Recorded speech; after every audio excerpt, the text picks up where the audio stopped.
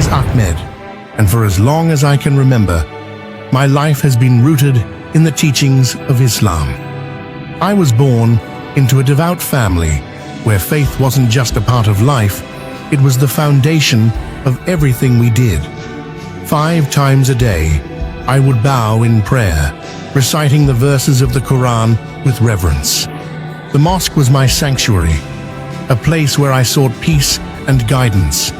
I took pride in my devotion, believing that my dedication to Allah and the principles of Islam would lead me to eternal salvation. My understanding of the world was shaped by the Quran and the teachings of the Prophet Muhammad. I studied the hadiths, memorized key surahs, and sought answers to life's questions through Islamic scholarship. There was a rhythm to my life, a sense of purpose that came from knowing I was walking the straight path, as the Quran described. Yet even in my unwavering faith, there were moments of doubt that I couldn't ignore. Sometimes, late at night, I'd lie awake questioning the nature of God and the idea of salvation. The Quran spoke of deeds being weighed on the day of judgment, but what if I hadn't done enough? What if, despite my efforts, my sins outweighed my good deeds? These thoughts were fleeting, buried quickly by prayer and study, but they lingered in the back of my mind like a faint shadow. I had always respected other religions. As a student of theology, I found it fascinating to learn about the beliefs of others, particularly Christianity. But to me, Christianity was flawed. The idea that Jesus could be the Son of God seemed, frankly, absurd. Jesus was a prophet, respected and revered, yes, but a man like all the other prophets. The concept of the Trinity was incomprehensible to me, and the notion of salvation through grace alone felt like a shortcut that undermined the importance of effort and accountability. For years I carried this conviction with me, debating Christians whenever the opportunity arose. I was confident in my arguments, quoting the Quran and dismantling what I saw as inconsistencies in the Bible. My faith felt unshakable, and I prided myself on defending Islam with clarity and logic. Yet beneath this certainty, the quiet doubts remained. It was during a trip to visit my family in another city that everything changed. The day had started like any other. I woke early for Fajr prayer, recited my usual supplications, and spent the morning discussing theology with my younger brother. As the afternoon wore on, I began to feel unwell, just a slight discomfort in my chest that I dismissed as nothing serious. By evening, the discomfort had turned into a sharp, stabbing pain that made it difficult to breathe. "Ahmed, we're going to the hospital," my brother said firmly, grabbing his keys. I protested as I always did when it came to medical issues. "It's probably just indigestion. I'll be fine." But the pain didn't subside. By the time we arrived at the emergency room, I could barely stand. The doctors quickly assessed me and ran tests, their faces growing more serious with each passing minute. Within an hour, I was on a hospital bed, hooked up to machines, as they explained that I was experiencing a severe heart attack. My mind raced as I listened to their words. A heart attack? At my age? It didn't make sense. I had always taken care of myself, eating right, exercising, praying regularly. How could this be happening to me? As the doctors worked to stabilize me, I felt a wave of fear unlike anything I had ever known. I thought of my family, my life, and the prayers I had yet to offer. Was this how it was going to end? Was I about to meet my Creator, unprepared and uncertain? The room began to blur, the voices of the medical staff fading into the background. My chest felt like it was being crushed, and each breath grew more labored than the last. I closed my eyes, whispering the Shahada, the declaration of faith, over and over. desperate to cling to the one thing I had always believed would save me. La ilaha illallah, Muhammadur Rasulullah. Darkness enveloped me, and for a moment, there was nothing. No pain, no sound, no light, just silence. But deep within that silence, I felt an overwhelming sense that this wasn't the end. Something, someone, was waiting for me. And then, the darkness shifted. My world faded completely, leaving behind the faintest trace of anticipation, as though I was standing on the edge of a vast, unknown journey. I had no idea what was about to unfold, but I knew one thing for certain. My life was about to change forever. When I opened my eyes, or at least I thought I did, I wasn't in my body anymore. It was the strangest sensation, like floating, but with no sense of weight. I looked down and saw myself lying there on the hospital bed, surrounded by doctors and nurses working frantically. My chest rose and fell shallowly, the machines beeping erratically. My brother stood nearby, his face pale and filled with worry, his hands gripping the edge of a chair so tightly his knuckles turned white. I should have felt panic, but I didn't. Instead, I was strangely calm, as if I were watching a scene from a movie. I tried to speak, to call out to my brother, to tell him I was still here, but no sound came from my mouth. In fact, I wasn't sure I even had a mouth in this form. I wasn't in pain anymore, but I also felt an odd detachment, like I was tethered to a different reality, observing everything but unable to interact. What is happening, I thought, my mind racing? Am I dead? The thought sent a chill through me. My faith had taught me that after death, the soul is judged, its deeds weighed, and its fate decided. But this wasn't what I had imagined. There were no angels, no familiar scenes of judgment. Just me, floating above my own body, caught between confusion and an eerie stillness. And then I noticed it. A light. It wasn't like any light I had ever seen. It wasn't blinding or harsh, but it radiated an intensity that seemed to pierce straight through me. It pulsed softly, growing brighter with each passing moment, as though it were alive.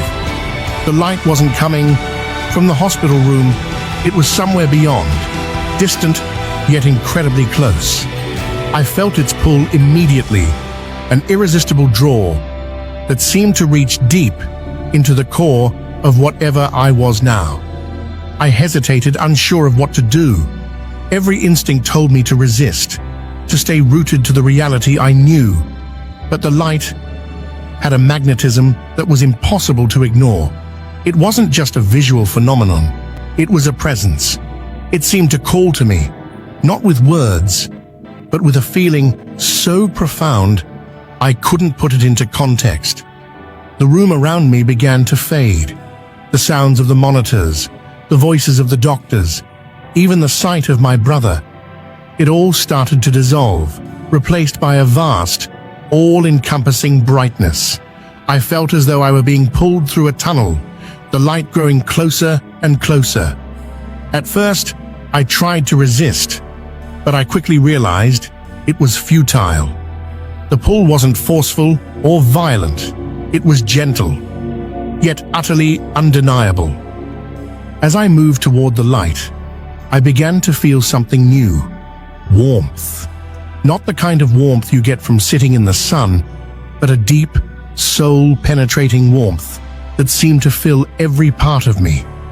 It was soothing, yet it carried an undercurrent of power that left me in awe.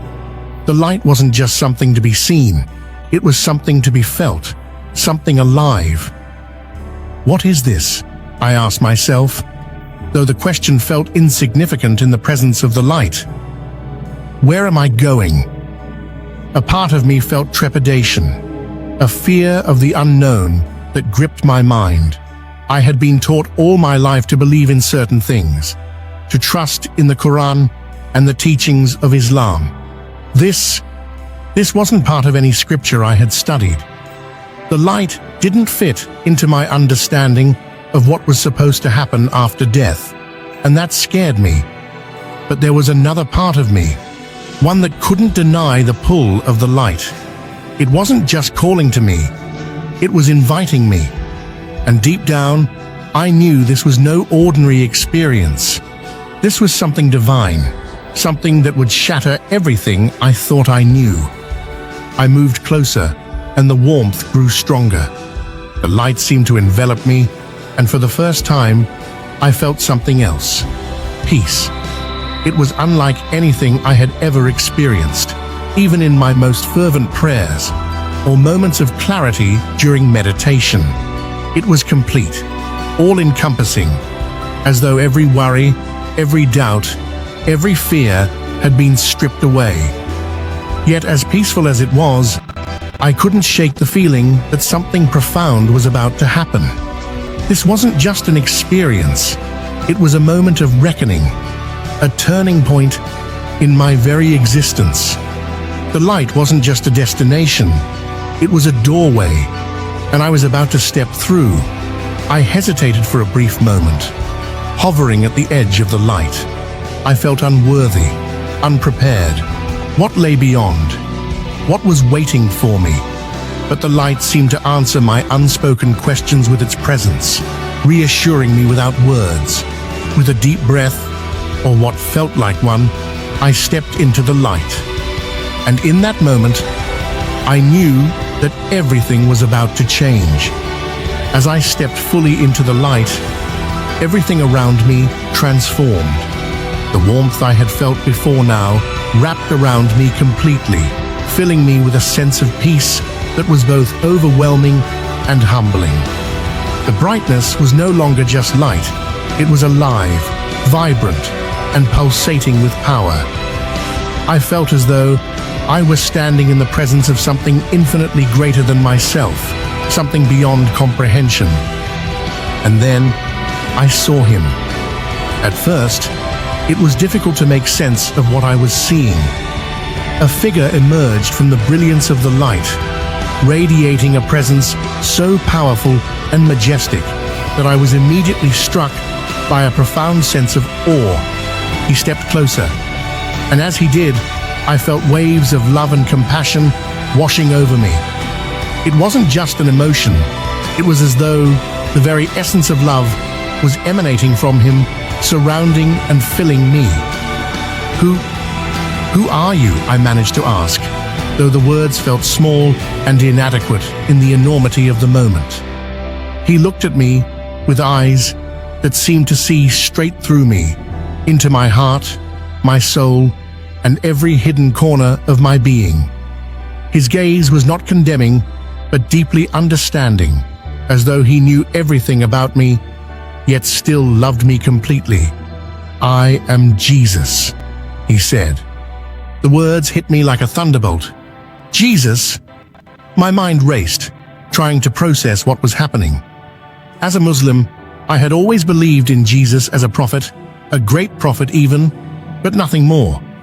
The idea that he could be the Son of God was something I had dismissed outright, something I had debated against countless times. And yet, here he was, standing before me, more real than anything I had ever experienced. "That's not possible," I whispered, more to myself than to him. "You're just a prophet. How can this be?" Jesus smiled, a smile filled with patience and kindness. "You have many questions, Ahmed," he said, "and I am here to help you find the answers." I wanted to speak, to argue, to make sense of what I was seeing. But before I could, the world around us began to shift. Scenes appeared in the light, vivid and full of life, as though I were being transported to another time and place. The first scene was familiar, stories from the Quran about Jesus. I saw him healing the sick, giving sight to the blind, and even raising the dead. These were miracles I had always accepted as truth, but now seeing them with my own eyes, they carried a weight I couldn't ignore. The compassion in his touch, the authority in his words, it was unlike anything I had ever imagined. Then the scenes began to change. I saw moments I recognized not from the Quran, but from the Bible, moments I had dismissed before. I saw Jesus at the Last Supper, speaking to his disciples with a love that transcended human understanding. I saw him praying in the garden, his anguish palpable as he prepared to sacrifice himself. And then I saw the crucifixion. I wanted to look away, but I couldn't. I saw the nails, the crown of thorns, the pain etched into his face. But even in that agony, there was something else, a strength, a purpose. This wasn't just suffering, it was an act of unparalleled love. Why? I asked, my voice trembling. Why did you do this? For you, he said simply. For all of you. The words pierced through me. My understanding of salvation had always been tied to deeds, to earning favor through actions. The idea that someone would take on the burden of humanity's sins, willingly sacrificing himself out of love, was almost too much to comprehend. The scenes shifted again, and this time I was shown passages from the Quran and the Bible side by side. Jesus pointed to prophecies in the Quran that I had read countless times but never truly understood. Passages that spoke of the Messiah, of salvation, of a light to the nations. And then he showed me their fulfillment in the Bible, how every prophecy pointed to him. How could I not see this? I asked, my heart heavy with realization. How did I miss the truth? You were searching, Ahmed, Jesus said, his voice gentle, and now you have found it. Tears streamed down my face as the weight of his words sank in. Everything I had believed, everything I had clung to, was being turned upside down. Yet in the midst of this upheaval, I felt a strange sense of clarity, as though the pieces of a puzzle I had been struggling to solve my entire life were finally falling into place. There is more to see, Jesus said, his eyes filled with compassion. Will you come with me? I nodded, though my mind was still spinning. I didn't know what lay ahead, but I knew one thing. My life would never be the same. As Jesus extended his hand toward me, the world around us shifted once again. The light seemed to expand, enveloping everything, and I felt a sudden weightlessness, as though I was being carried to a new realm. I wasn't afraid, I trusted him, though I still didn't fully understand what was happening or why. The first thing I saw was breathtaking. It was a place filled with colors, more vibrant than anything I had ever known. The air was alive, with a sense of peace, joy, and harmony. There was no pain, no suffering, no sadness, only love, pure and overwhelming. In the distance, I saw people of every kind, their faces glowing with a joy that seemed to come from within. They moved freely, laughing and embracing one another as though they were finally complete. This is heaven, Jesus said, his voice filled with warmth. This is what it means to be united with God. I could barely speak. The beauty of it all was almost too much to bear. It's perfect, I finally managed to say. This is what I've prayed for, isn't it? Jesus nodded. It is the fulfillment of God's promise, but it is not earned by deeds alone. It is a gift given freely through faith. The words struck me like a thunderbolt. In my faith, everything was about balance. Good deeds outweighing bad, prayers offered at the right times, fasting observed correctly. But here Jesus was, telling me that it wasn't about earning salvation. It was about grace. Grace? I asked, my voice trembling with both confusion and hope. What do you mean? Ahmed, Jesus said gently, no one can earn perfection. No one can live without sin, no matter how much they try. God's love is not something to be earned. It is something to be accepted. That is why I gave my life, for you, for everyone, so that through me, you could be free. His words shook the foundation of everything I had believed. My life had been built on striving, on doing enough to be worthy in the eyes of God. But here, in this place of perfect peace, I was being told that it wasn't about being worthy. It was about trusting in Him. Before I could fully process what He was saying, the scene shifted. The warmth and light faded, replaced by a cold, oppressive darkness. I felt the change immediately, like a weight pressing down on my chest. The air was thick and heavy, and in the distance, I heard faint cries, anguished, desperate, and hopeless. "This is hell," Jesus said, his tone sorrowful. "This is separation from God." I didn't want to see it, but the vision grew clearer. I saw figures moving in the shadows, their faces contorted in pain and regret. They reached out, as though searching for something, someone, but there was no answer. The sense of despair was overwhelming, and it pierced me to my very soul. "Why?" I whispered, my voice barely audible. "Why do they suffer like this?" "They chose separation," Jesus said, his voice heavy with sorrow. "God's love is offered to everyone, but not everyone accepts it. Hell is not a place of God's wrath. It is the absence of His presence. It is the natural result of rejecting the gift of salvation." I couldn't look away. The suffering, the emptiness, it was more terrible than anything I had ever imagined. And yet, even in the midst of that darkness, I felt a deep sense of love radiating from Jesus. It was as though His heart ached for every soul that had chosen to turn away. "Do you understand now, Ahmed?" he asked, his eyes meeting mine.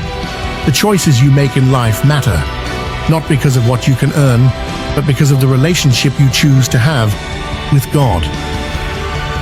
Tears streamed down my face as his words sank in.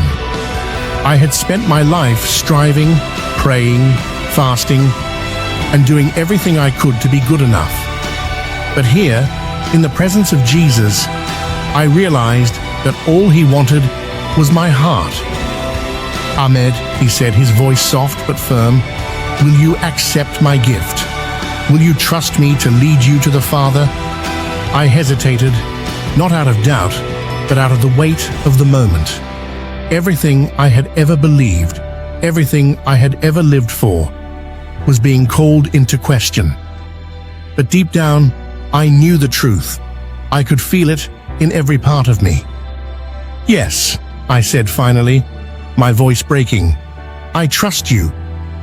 The light around us grew brighter, warmer, and I felt a sense of peace, unlike anything I had ever known. It wasn't just peace, it was freedom. Freedom from fear, from striving, from the burden of trying to earn what could only be given. "There is more for you to do," Jesus said, his tone filled with purpose. "You must return and share what you have seen." "Return?" I asked, startled. "But I don't want to leave. I want to stay here, with you." He smiled, a smile that was both comforting and challenging. "Your time here is not yet finished. There are people who need to hear your story, Ahmed. They need to know the truth." The light began to shift again, and I felt a pull, as though I were being drawn back to the world I had left behind. I didn't want to go, but I knew I had to. Jesus had given me a purpose, and I couldn't ignore it. As the vision of heaven and hell faded, his final words echoed in my mind. "Go, Ahmed, share the truth. I will be with you always." When I opened my eyes, The harsh fluorescent lights of the hospital room replaced the radiance of the divine light I had just left. My chest burned with pain, and the sound of beeping machines filled the air. The sterile scent of antiseptic hit me, and I realized I was back in my body, back in the world I thought I had left behind. Voices echoed around me, filled with urgency and relief. "He's back," one of the doctors exclaimed. I blinked, my vision blurry, trying to focus on the figures moving around me. My brother's face came into view, his eyes wide with a mixture of shock and joy. "Ahmed, can you hear me?" he asked, his voice trembling. I nodded weakly, but I couldn't find the words to respond. My mind was racing, trying to reconcile the overwhelming experience I had just gone through with the reality I was now in. I had been in the presence of Jesus. I had seen heaven and hell. And now I was here, lying in a hospital bed, surrounded by people who couldn't possibly understand what had just happened to me. The doctors were speaking in hurried tones, marveling at how my condition had stabilized so suddenly. "It's a miracle," one of them said, shaking his head. "We thought we'd lost him." My brother gripped my hand tightly, tears streaming down his face. "Alhamdulillah," he whispered. "You're alive, alive." The word felt heavy, almost foreign. Just moments ago, or at least it felt like moments, I had been standing in a realm beyond anything this world could offer. I had seen the face of Jesus. I had heard his voice, felt his love, and accepted his call. And now, I was here again, in a body that felt foreign, in a world that suddenly seemed so small. For the first few hours, I didn't speak much. My family stayed by my side, their relief evident in every glance and gesture. But inside, I was wrestling with a storm of emotions. What had I just experienced? How could I reconcile it with everything I had believed my entire life? Jesus wasn't just a prophet. That much was clear. He was so much more. But what did that mean for me? For my faith? For my family? And my community? The weight of it all felt suffocating. Late that night, when the hospital was quiet and my family had gone home to rest, I stared at the ceiling, replaying every moment of the encounter in my mind. The light, the love, the visions of heaven and hell, and Jesus' words, they were all so vivid, so undeniable, yet I couldn't shake the fear. If I spoke about this, what would happen? My family had always been devout, proud of their heritage and beliefs. How could I tell them that everything we had believed might not be the full truth? I closed my eyes, hoping for sleep. But instead, I saw his face again, kind, loving, and patient. His words echoed in my mind. "Go, Ahmed. Share the truth. I will be with you always." The thought both comforted and terrified me. Over the next few days, as my body slowly recovered, my mind remained restless. I couldn't ignore what I had seen, but I also couldn't talk about it. Not yet.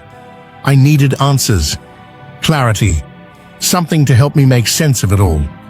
One afternoon, when I was finally alone, I reached for my phone and began searching. I didn't even know where to start, but eventually, I found myself reading about Jesus in ways I never had before. I read about his teachings, his miracles, his sacrifice. I read about grace, this concept that had seemed so foreign to me during our encounter, but now felt like a lifeline. And then, for the first time in my life, I opened a Bible. It felt strange, almost forbidden, but as I began to read, I couldn't stop. The words leapt off the page, resonating with everything I had experienced. It was as if the book itself was alive, speaking directly to my soul. The more I read, the more the pieces began to fit together. Passages from the Quran that had always puzzled me now made sense in light of what I was learning about Jesus. Prophecies I had overlooked or misunderstood were suddenly clear. But with every revelation, the weight of my decision grew heavier. I couldn't keep this to myself forever. I had been called to share the truth, but the thought of doing so filled me with dread. How would my family react? My community? My entire identity was rooted in being a devout Muslim. What would they think if I told them I had encountered Jesus and accepted him as the Son of God? One night, as I lay in bed, the burden became too much to bear. I couldn't do this alone. I needed to talk to someone I trusted, someone who might understand. My brother's face came to mind. We had always been close, and while I knew he might struggle to believe me, I also knew he loved me enough to listen. Taking a deep breath, I picked up my phone and dialed his number. When he answered, I could hear the concern in his voice. "Ahmed, is everything okay?" "No," I admitted, my voice shaking. "I need to tell you something that happened while I was gone." There was a pause on the other end. "Okay," he said cautiously. "What is it?" As I prepared to speak, I felt a wave of fear rise in my chest. But then I remembered Jesus' words, "I will be with you always." And in that moment, I knew I wasn't alone. This was just the beginning. When I finally decided to share my story, it felt like stepping into a storm without knowing if I would emerge unscathed. I started small, confiding in my closest friend, Hassan. He had always been my sounding board, the person I could trust with anything, no matter how difficult. If anyone would understand, or at least listen, it would be him. "Hassan," I began hesitantly as we sat together over tea. "I need to tell you something, but it's different. It's about what happened when I was in the hospital." He raised an eyebrow, concern flashing across his face. "You mean when we thought we'd lost you?" I nodded. "Yes. I didn't just lose consciousness, Hassan. I went somewhere. I saw something, someone." His expression grew serious, and he leaned forward. "What do you mean?" Taking a deep breath, I recounted everything. My out-of-body experience, the light, meeting Jesus, and the vivid visions of heaven and hell. I told him how Jesus spoke to me, how he explained grace and salvation, and how he invited me to follow him. When I finished, there was a long silence. Hassan stared at me, his face a mixture of shock, disbelief, and something I couldn't quite identify. "Ahmed," he said finally, his voice quiet but firm, "you've always been a man of faith, a man who seeks truth. But it's hard to believe. Are you sure it wasn't just a dream? The mind can do strange things when the body is under stress." "I've thought about that," I admitted. "But this wasn't a dream, Hassan. It was more real than anything I've ever experienced. I felt his presence. I saw heaven, I saw hell. And I know what he told me is true." He looked away, struggling to process my words. "You're saying that everything we've believed, everything we've lived by, isn't the whole truth?" "No," I said gently. "I'm saying that the truth is bigger than we thought. Jesus isn't just a prophet, he's the Messiah. He's the way to God." Hassan shook his head, his disbelief evident. "Ahmed, this could ruin you. If you tell people about this, you know how they'll react." "I know," I said, my voice steady. "But I can't keep this to myself. I was shown the truth, Hassan. How can I stay silent?" He didn't respond, and I could see the conflict in his eyes. Part of him wanted to dismiss me, to chalk this up to delirium or imagination.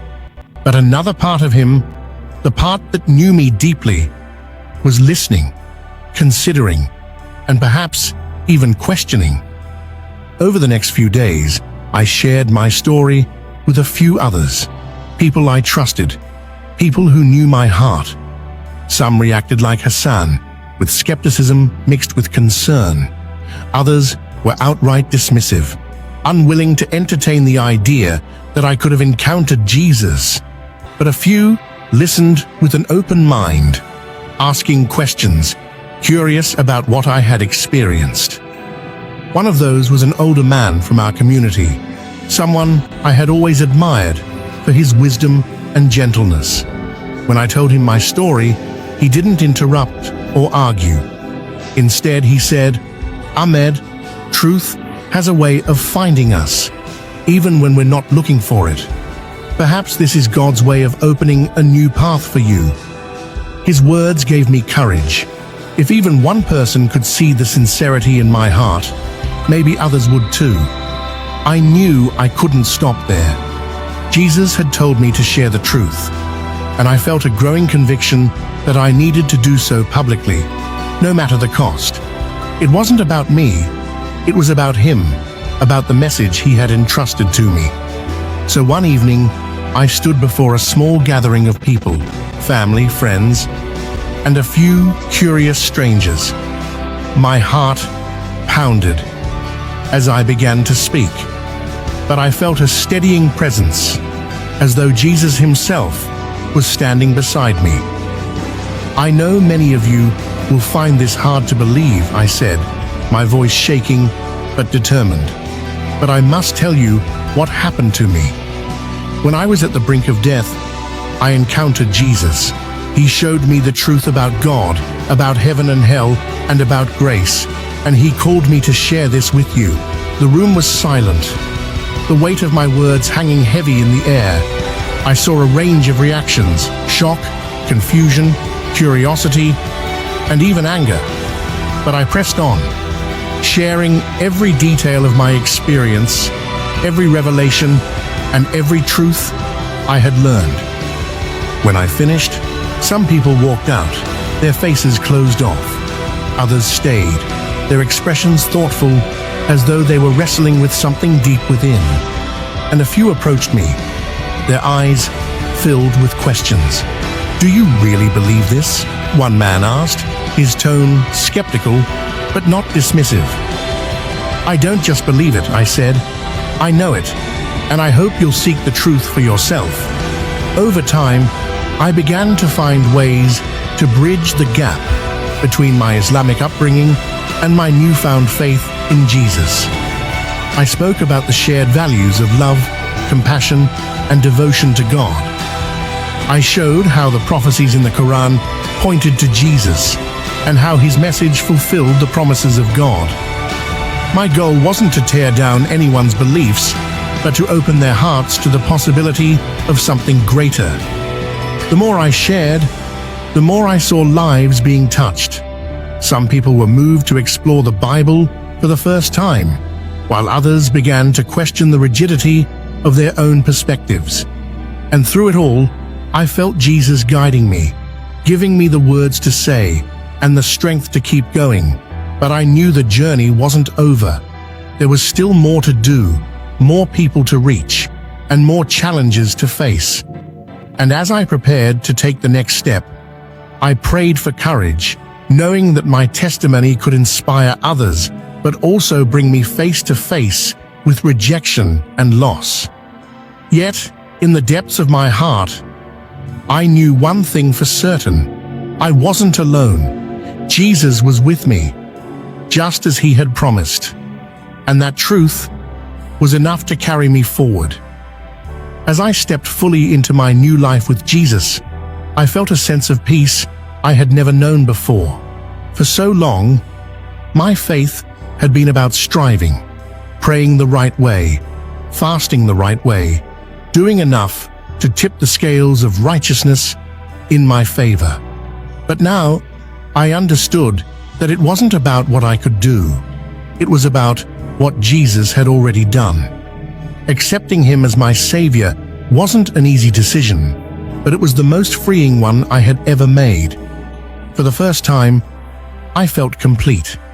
The weight of my doubts and fears had been lifted, replaced by a certainty that God's love wasn't something I had to earn. It was a gift. The journey that followed was both beautiful and challenging. I knew my testimony had the power to inspire, but it also had the potential to alienate. I began speaking publicly, sharing my experience with anyone willing to listen. I told them about the moment I met Jesus, the visions of heaven and hell, and the message of grace that had changed my life. At first, the responses were mixed. Some people were curious, asking thoughtful questions about my encounter and how it aligned with the teachings of both the Quran and the Bible. Others were skeptical, accusing me of being deceived or abandoning my faith. The hardest reactions came from those closest to me, my family. When I told my parents about my experience, their initial reaction was one of shock. "Ahmed, how could you say such things?" my father asked, his voice trembling with both anger and pain. "We raised you to honor our faith, to live by the teachings of Islam, and now you're saying that everything we've believed isn't enough." "It's not about rejecting what we've believed," I said gently. "It's about seeing it fulfilled. Jesus isn't just a prophet, he's the way to God. He showed me this himself." My mother's eyes filled with tears, and I could see the struggle in her heart. She wanted to understand, but it was difficult for her to reconcile my words with the faith she had held all her life. My siblings were equally divided, some dismissing my story outright, others quietly curious but afraid to say so. Those moments were some of the hardest I'd ever faced. The fear of losing my family was real, but so was the call to share the truth. I prayed constantly for their understanding, for their hearts to be open to the message of Jesus. Even as I faced rejection, I found comfort and strength in a new spiritual family. A local church welcomed me with open arms, their warmth and encouragement helping me navigate the challenges of this new path. They didn't see me as someone who had left one faith for another. They saw me as a brother in Christ, someone who had been found by grace.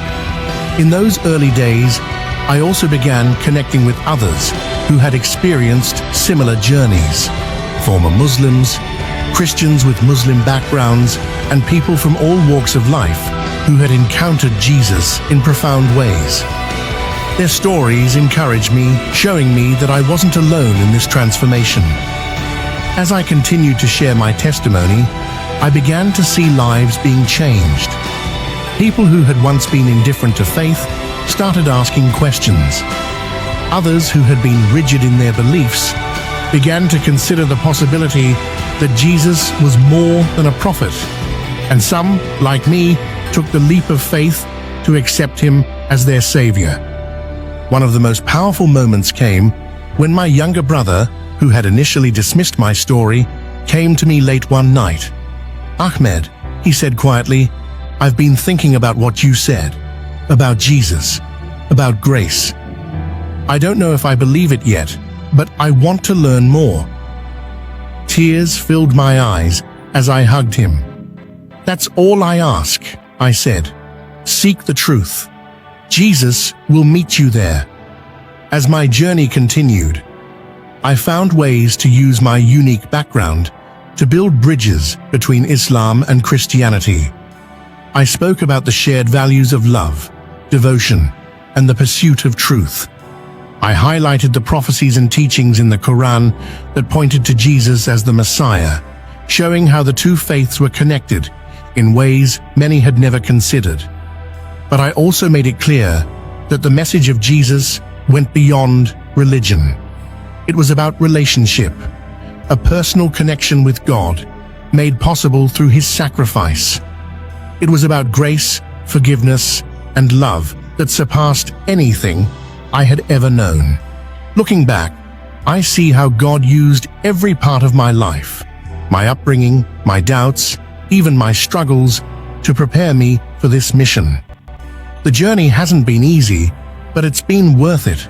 Every rejection, every difficult conversation, every moment of doubt has been overshadowed by the joy of seeing lives transformed by the truth of Jesus. As I close this chapter of my story, I want to leave you with this. Seeking the truth takes courage. It means being willing to question everything you've known, to step into the unknown, and to trust that God will guide you. But I promise you this, it's worth it. If you've been touched by my story, if you've felt a stirring in your heart, I encourage you to seek Jesus. Open your heart to Him, and He will meet you where you are. Thank you for listening to my journey. If you'd like to share your thoughts or ask for prayer, please leave your name in the comments below.